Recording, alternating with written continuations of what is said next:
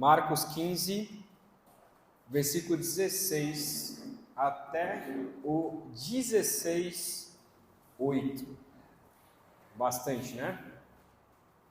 Vai ser um texto longo nesse final e quero já adiantar para vocês que nós não leremos agora no início, quero ler apenas um versículo no início, e à medida que nós formos avançando e lendo o texto, né, avançando nos pontos, a gente vai lendo o texto. Não será uma mensagem onde a gente verá detalhe por detalhe, mas a intenção é uma pregação expositiva mais histórica, olhando para uma história maior e como aplicar essa história maior, então, às nossas vidas. Eu quero ler com vocês, primeiramente, então o texto é de Marcos 15, 16 a 8, mas eu quero começar lendo Marcos 15, versículo 39, que diz assim: O centurião que estava em frente de Jesus, vendo que assim havia expirado, disse: verdadeiramente este homem era o Filho de Deus. Pai querido, eu peço que o Senhor fale aos nossos corações, nos ajude a prestar a devida atenção, me use, ó Pai, para falar a Tua mensagem, para transmitir aquilo que o Senhor quer nos ensinar, encerrando então este módulo de Marcos e pensando, ó Pai, sair daqui pensando sobre a morte e ressurreição do nosso Senhor Jesus Cristo. É o que oramos em nome de Cristo. Amém. Nós finalmente então chegamos ao final de Marcos e este evangelho, como os outros, eles precisam terminar com chave de ouro. E nós já falamos que Marcos, o foco de Marcos é justamente nesta parte, em falar sobre a morte e ressurreição. Todo o evangelho de Marcos foi caminhando para então esta parte final. A história mais triste e ao mesmo tempo a mais feliz. Encontraremos momentos de trevas e momentos de luz. Marcos, diferente dos outros evangelhos, não dá muitos detalhes, mas a sua leitura mais rápida, a sua intenção é nos emocionar do começo ao fim. O quão apavorante é a crucificação de Jesus? A pior história de terror. Se você não sente medo, aflição, angústia e pavor, então você precisa rever os seus sentimentos. Quantas vezes você se lembra dessa história? Quando você se lembra, o que você sente? Apenas mais uma história qualquer como outra, ou a história principal da Escritura? Quando assistimos a uma peça da Páscoa na igreja, seja nossa igreja ou igreja católica, ou quando assistimos um filme que fala sobre a paixão de Cristo, esse momento especial, nós ficamos tristes ao ver essa parte, choramos, e possivelmente eu vá chorar no final também.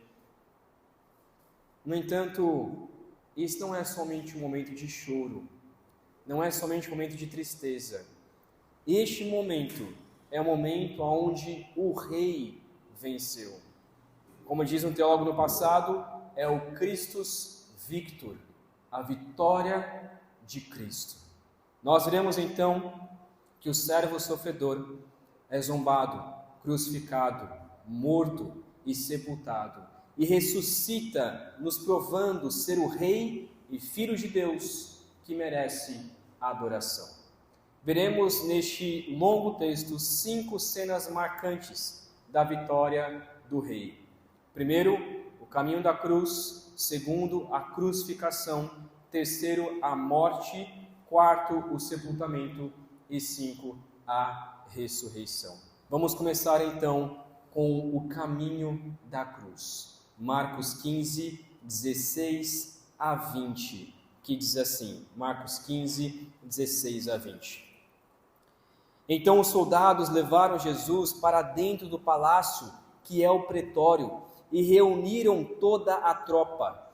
Vestiram Jesus com um manto de púrpura e, tecendo uma coroa de espinhos, a puseram na cabeça dele e o saudavam, dizendo: Salve, Rei dos Judeus. Batiam na cabeça dele com um caniço, cuspiam nele e, pondo-se de joelhos, o adoravam. Depois de terem zombado dele, tiraram-lhe o manto de púrpura e o vestiram com as suas próprias roupas. Então conduziram Jesus para fora, a fim de o crucificarem. Zombaram de Jesus, chamando Jesus de o Rei dos Judeus. Mas mal sabiam eles que de fato eles estavam presentes, que de fato estavam na frente do Rei dos Judeus, mas não só o Rei dos Judeus. Eles estavam na frente do Rei de todos os povos. E soldados fingiam adorar Jesus, depois de bater e cuspir nele, mas mal sabiam eles que naquele momento que se ajoelharam perante Jesus, na verdade um dia todos os joelhos irão se dobrar diante daquele que merece sim toda a adoração. Eles têm exatamente a mesma atitude dos que rejeitam a Cristo como seu Rei e Senhor. Mas um dia, todos esses irão se prostrar diante do Rei e dizer que Ele é de fato o Senhor. Porém, será tarde demais. Nós vemos então este caminho para a cruz.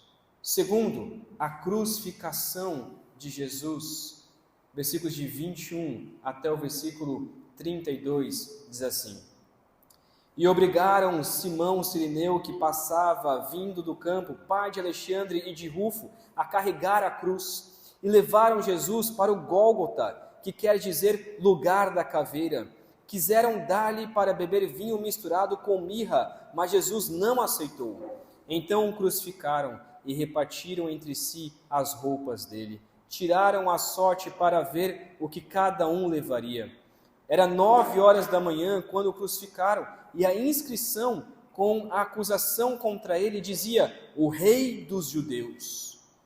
Com ele crucificaram 2 ladrões, um à sua direita e outro à sua esquerda. E cumpriu-se a escritura que diz: com malfeitores foi contado. Os que iam passando blasfemavam contra ele, balançando a cabeça e dizendo: Ah, você que destrói o santuário e em 3 dias o reedifica, salva a si mesmo, descendo da cruz.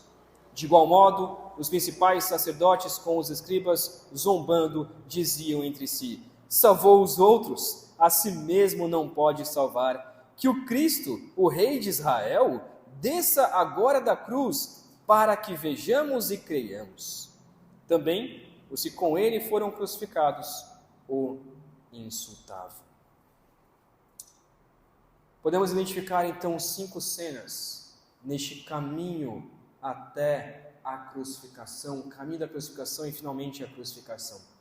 Primeiramente, uma ajuda inesperada. No versículo 21, nós vemos que eles obrigaram um homem, possivelmente ali aleatório, a carregar a cruz de Cristo.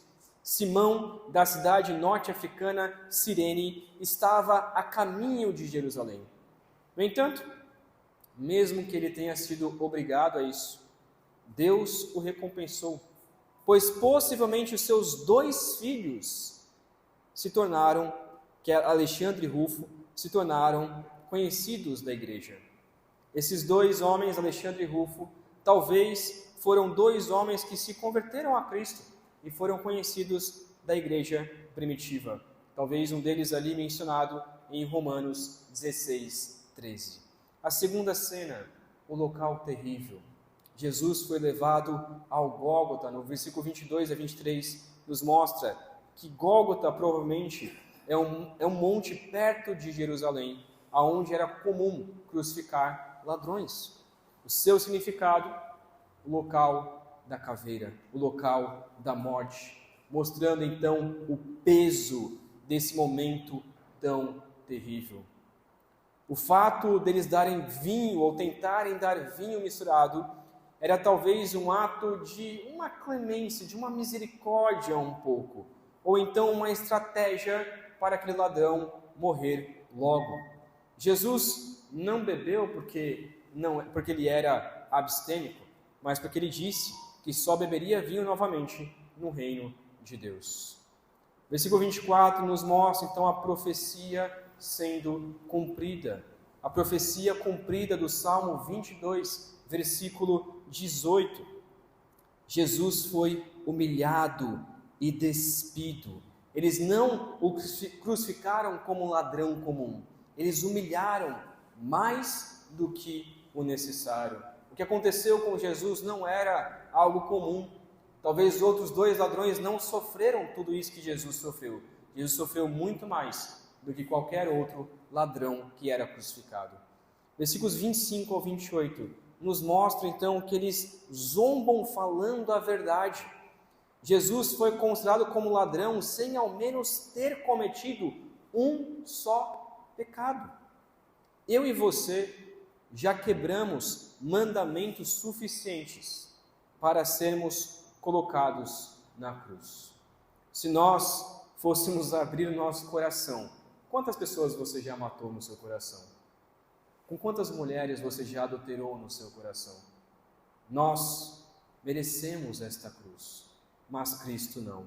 Jesus não quebrou um só mandamento. Jesus não quebrou nem mesmo o espírito da lei. A zombação de quem era Jesus, na verdade, era a mais pura verdade. Ele era, de fato, o rei dos judeus. E, novamente, se cumpriu a profecia de Isaías 53, 12. Versículos de 29 a 32, essa última parte, então, sobre a crucificação de Jesus, mostra que eles blasfemaram de Jesus. E Jesus agora não é somente zombado, mas intensifica esta zombação, ao qual Marcos chama de blasfêmia. Eles diziam 4 blasfêmias aqui contra Cristo. Primeiro, você destrói o santuário e em 3 dias reedifica. Era literalmente o que Jesus estava fazendo naquele momento. Não o santuário, o templo de Jerusalém, mas o seu próprio corpo. Seria destruído e em 3 dias iria reedificar. Segunda blasfêmia, salva a si mesmo, descendo da cruz. Uma provocação de Satanás para que Jesus desistisse de nos salvar. Terceira blasfêmia, salvou os outros, mas não pode salvar a si mesmo. Sim, Jesus até poderia salvar a si mesmo, mas não precisava de salvação. Jesus tem poder para isso, mas ele se entregou para salvar os outros. E quarto, que o Cristo, Rei de Israel, desça agora da cruz para que vejamos e creamos. Curiosamente, Jesus iria sim descer da cruz. E Jesus desceu. E nós que cremos que Cristo ressuscitou ao 3º dia, nós poderemos ver e crer. As mulheres e as testemunhas viram e creram. E nós somos mais bem-aventurados, porque não vimos e ainda assim cremos em Cristo Jesus. Nós caminhamos então os versículos de 33 ao 41, em que podemos ver a morte de Jesus. Diz assim, 33 a 41. Chegado o meio-dia, houve trevas sobre toda a terra até às 3 horas da tarde. E às 3 horas, Jesus clamou em alta voz: Eloi, Eloi, lema sabachthani. Isso quer dizer: Deus meu, por que me desamparaste? E alguns dos que estavam ali, ouvindo isso, diziam: Vejam, ele chama por Elias. E um deles correu para embeber uma esponja em vinagre e, colocando-a na ponta de um caniço, deu-lhe de beber, dizendo: Esperem, vejamos se Elias vem tirá-lo. Mas Jesus, dando um forte grito, expirou. E o véu do santuário se rasgou em 2 partes, de alto a baixo. O centurião que estava em frente de Jesus vendo que assim havia esperado, disse: verdadeiramente, este homem era o Filho de Deus. Estavam também ali algumas mulheres, observando de longe. Entre elas estava Maria Madalena, Maria, mãe de Tiago, o menor, e de José e ainda Salomé. Quando Jesus estava na Galileia, essas mulheres o acompanhavam e serviam. E além destas, havia muitas outras que tinham ido com ele para Jerusalém. Podemos ver então essas 4 cenas da morte de Jesus. Primeiro, as trevas. Marcos dá uma ênfase aqui, no tempo médio da crucificação. Ao meio-dia, quando o sol está mais forte, quando o sol deveria brilhar, houve trevas. Esse momento foi terrível. Uma marca do julgamento divino. A ira de Deus caindo sobre Cristo Jesus. 34 e 37, a segunda cena, nós vemos então finalmente a morte de Jesus. Jesus foi desamparado por Deus Pai. A ira de Deus caiu sobre Jesus. Ele tomou sobre si as nossas enfermidades. O castigo que nos trouxe a paz estava sobre Cristo Jesus.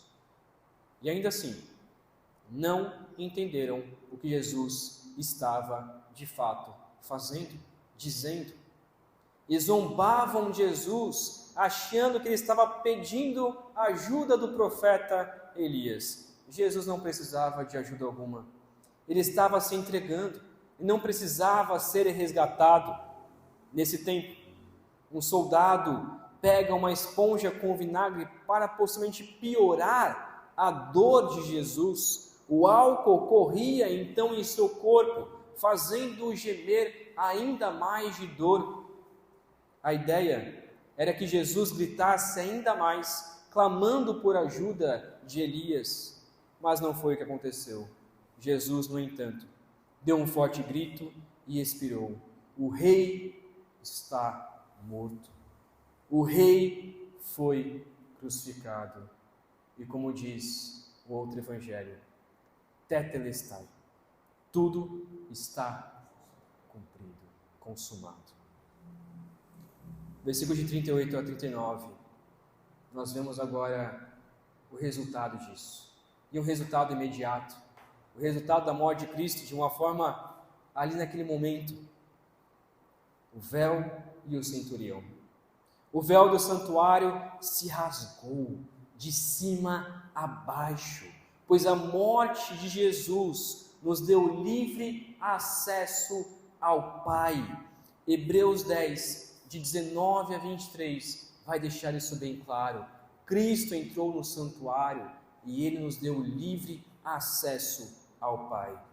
E este acesso foi concedido ao centurião. O véu dos seus olhos se rasgaram e ele, que há pouco tempo provavelmente estava zombando de Jesus, agora pôde finalmente enxergar que este homem era verdadeiramente o Filho de Deus.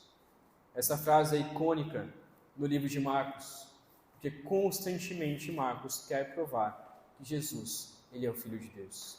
E este homem reconheceu quem era Cristo. E Marcos quer enfatizar, nós também devemos reconhecer Jesus como o Filho de Deus. Só Deus pode rasgar o que impede de enxergarmos quem Jesus é e nos chegarmos até Deus. Versículos 40 e 41, nós vemos um momento de graça. As testemunhas diz que enquanto os discípulos estavam foragidos, enquanto todos os 12, os que andavam com Jesus, todos os 11, melhor dizendo, que estavam andando com Jesus, estavam foragidos, perdidos, essas mulheres estavam ali como testemunhas para contar a história e constantemente querendo servir ao Senhor. E é por isso que Marcos dá esta ênfase, que elas sempre acompanhavam Jesus desde a Galileia, desde o início. Essas mulheres acompanhavam Jesus e serviam Jesus. E mesmo em seu pior momento, elas estavam ali para testemunhar e, se possível, de alguma forma, servir a este Cristo, servir ao Filho de Deus. No momento mais terrível, Marcos quer mostrar, houve resultado imediato. Um homem foi aberto os seus olhos e as mulheres serviam a Cristo. Quarta cena, então, o sepultamento, 42 a 47, que diz assim: Ao cair da tarde, por ser o dia da preparação, isto é, a véspera do sábado, José de Arimateia, ilustre membro do Sinédrio, que também esperava o reino de Deus, dirigiu-se ousadamente a Pilatos e pediu o corpo de Jesus. Mas Pilatos admirou-se de que ele já estivesse morto, e, tendo chamado o centurião, perguntou-lhe se havia muito que Jesus tinha morrido. Após certificar-se pela informação do comandante, cedeu o corpo a José. Este, baixando o corpo da cruz, envolveu-o num lençol que tinha comprado e o depositou num túmulo que tinha sido aberto numa rocha, e rolou uma pedra para a entrada do túmulo. Maria Madalena e Maria, mãe de José, observavam onde ele foi posto. Deus usa um homem da alta corte para resgatar o corpo de Jesus na cruz. Os ladrões possivelmente não eram enterrados, mas Pilatos cede o corpo para este homem. Nicodemos, o outro membro de destaque do Sinédrio, como diz lá em João 7,50, ele auxiliou José a carregar o corpo de Jesus na cruz. Isso está escrito lá em João 19, 39 e 40. Esses homens que haviam mantido a sua lealdade a Jesus em segredo durante todo o ministério de Jesus, agora se apresentavam publicamente para sepultar a Jesus, para mostrar graça ao corpo de Cristo, enquanto os discípulos que haviam seguido abertamente a Jesus agora se escondiam. Jesus, graciosamente por esses homens, foi sepultado. E por fim, a nossa última cena, e a cena mais importante, a ressurreição. Versículos de 1 a 8 do capítulo 16, que diz assim: Passado o sábado, Maria Madalena, Maria mãe de Tiago e Salomé compraram óleos aromáticos para ungir o corpo de Jesus. E bem cedo, no primeiro dia da semana, ao nascer do sol, foram ao túmulo. Diziam umas às outras: Quem nos removerá a pedra da entrada do túmulo? E olhando, viram que a pedra já estava removida. É que a pedra era muito grande. Entrando no túmulo, viram um jovem sentado ao lado direito, vestido de branco, e ficaram atemorizadas. Ele, porém, lhes disse: Não tenham medo. Vocês procuram Jesus, o Nazareno, que foi crucificado. Ele ressuscitou, não está aqui. Vejam o lugar onde o tinham colocado. Mas vão e digam aos discípulos dele e a Pedro que vai adiante de vocês para a Galileia. Lá vocês o verão, como ele disse. E saindo elas, fugiram do sepulcro, porque estavam tomadas de temor e assombro, e não contaram nada a ninguém, porque estavam com medo. Ungir era um ato de amor para compensar o mau cheiro do corpo em decomposição. O fato de as mulheres terem ido ungir o corpo de Jesus no terceiro dia, após o sepultamento, mostra que elas, assim como os discípulos, não estavam esperando que Jesus ressuscitasse. Quem removerá para nós a pedra? Somente Marcos registra esse diálogo no caminho até o sepulcro. As mulheres se deram conta de que não havia nenhum homem com elas para mover essa grande pedra da entrada do sepulcro. A pedra já havia sido removida. A remoção não aconteceu para deixar Jesus sair. A remoção da pedra aconteceu para que as testemunhas pudessem entrar e ver que Jesus não estava mais ali. O relato inspirado não deixa dúvidas sobre quem esteve no sepulcro. Alguns querem questionar de que essa ideia de que as mulheres foram ao sepulcro e viram esse Jesus, na verdade foi tudo uma mentira, mas Marcos deixa bem claro, os outros evangelhos, que o fato delas terem sido a primeira testemunha é para não enganar, não nos enganar. Testemunha de mulheres muitas vezes não era confiada, e Marcos coloca isso justamente para provar que nós podemos confiar neste relato.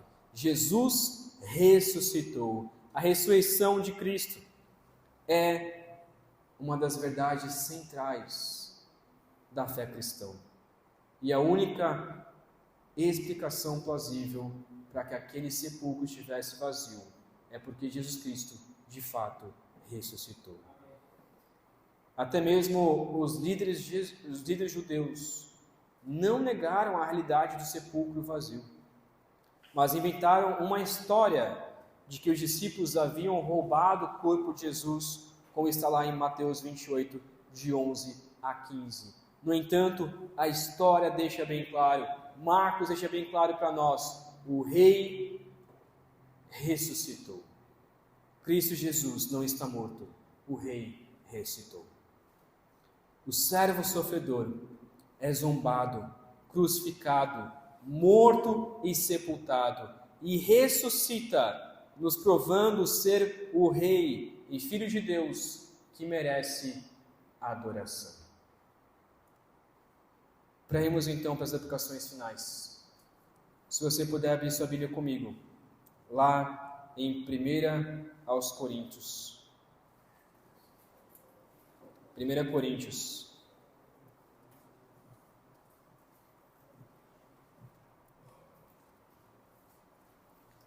Capítulo 15, 1 Coríntios 15.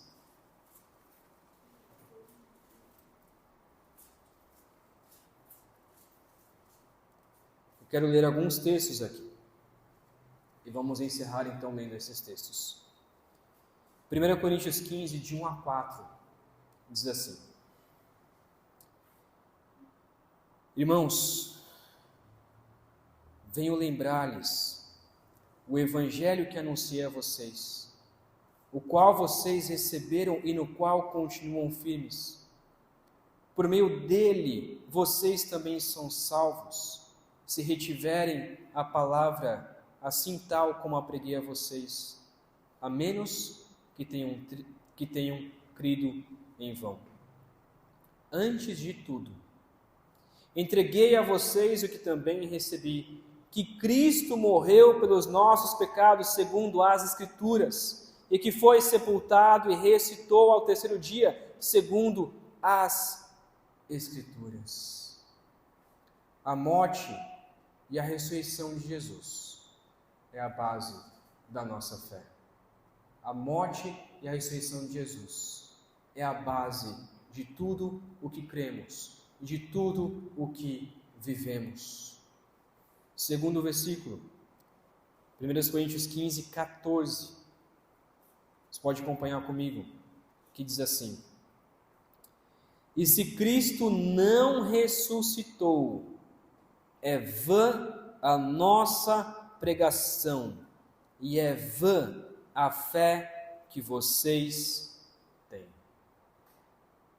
Meus irmãos, se nós não pregarmos o verdadeiro evangelho, se nós não pregarmos este Cristo ressurreto, a nossa pregação, ela é inútil. Marcos, ele está apontando toda a sua história, todo o seu evangelho para este momento em que Cristo venceu, momento em que Cristo foi ressurreto. E Paulo está nos dizendo que se nós não cremos nisso e não pregarmos essas verdades, a nossa pregação ela é inútil. Se nós não cremos na ressurreição de Cristo, a nossa pregação é inútil. No entanto, meus irmãos, muitas vezes nós, na nossa pregação, na nossa vida, nós deixamos de crer que Cristo vive. Nós pregamos muitas vezes um Cristo morto e vivemos como se Cristo não estivesse conosco. Vivemos como se Cristo não existisse. Vivemos na esperança de Cristo voltar, mas vivemos aqui na terra como se Cristo não estivesse ressurreto. O último texto que eu quero ler é 1 Coríntios 15, 54 a 58. E eu quero encerrar esse momento te dando a esperança, onde muitas vezes em nosso ministério, em nossa vida, a gente passa por tantos problemas e tantas dificuldades, mas a esperança está justamente nesses versículos 54 a 58 de 1 Coríntios 15, que diz assim: E quando este corpo corruptível se revestir de incorruptibilidade, e o que é mortal se revestir de imortalidade, então se cumprirá a palavra que está escrita: Tragada foi a morte pela vitória. Onde está, ó morte, a sua vitória? Onde está, ó morte, o seu aguilhão? O aguilhão da morte é o pecado, e a força do pecado é a lei. Graças a Deus, que nos dá a vitória por meio de nosso Senhor Jesus Cristo.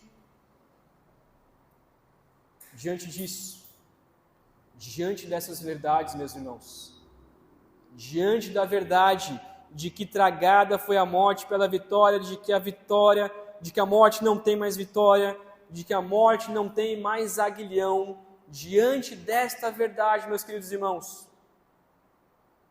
versículo 58 diz assim: Portanto, meus amados irmãos, sejam firmes, inabaláveis e sempre abundantes na obra do Senhor, sabendo que no Senhor o trabalho de vocês não é vão. Meus queridos, saber que Jesus morreu crucificado, saber que Jesus ressuscitou, saber que a morte, ela foi tragada, ela não tem mais vitória, e que Cristo Jesus em sua morte venceu. Como diz John Owen, a morte da morte, na morte de Cristo. Cristo matou a morte na sua morte, e na morte de Cristo, Ele venceu. Meus irmãos, saber essas verdades nos traz esperança. Saber essas verdades nos faz permanecer firmes, nos faz permanecer inabaláveis no Senhor. Podemos confiar de que tudo aquilo que nós fazemos para Cristo Jesus não é em vão, porque Jesus ressuscitou. E nós podemos confiar nisso, meu querido irmão. Tudo que você faz para Cristo terá um fim bom. Deus, o Senhor, recompensará, porque a morte foi vencida em Cristo Jesus. Amém. Meu Pai, obrigado. Obrigado, meu Deus, porque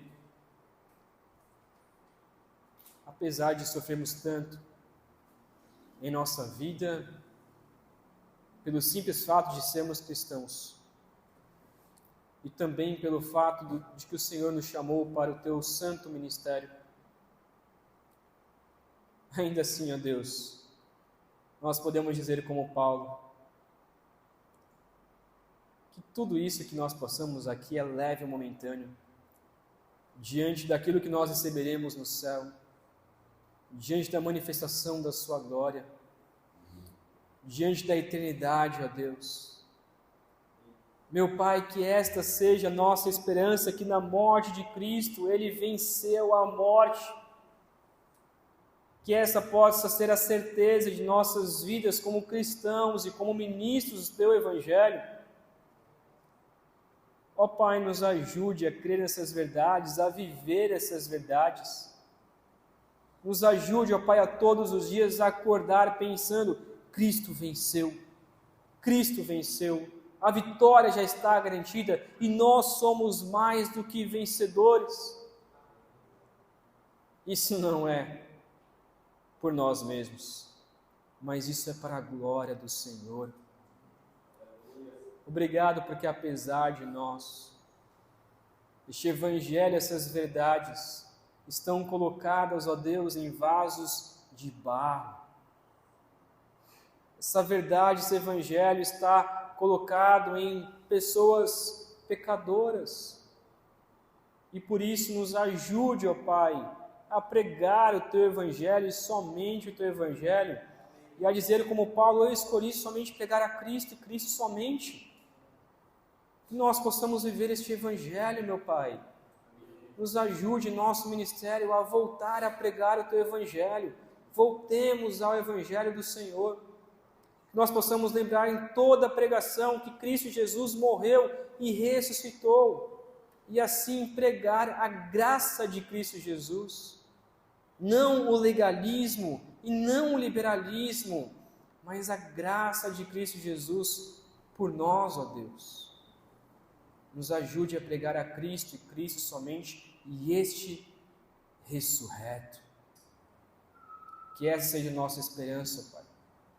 Que em momentos de lutas e momentos de provações possamos nos lembrar que todo o nosso trabalho não é em vão, porque a morte foi vencida em Cristo Jesus.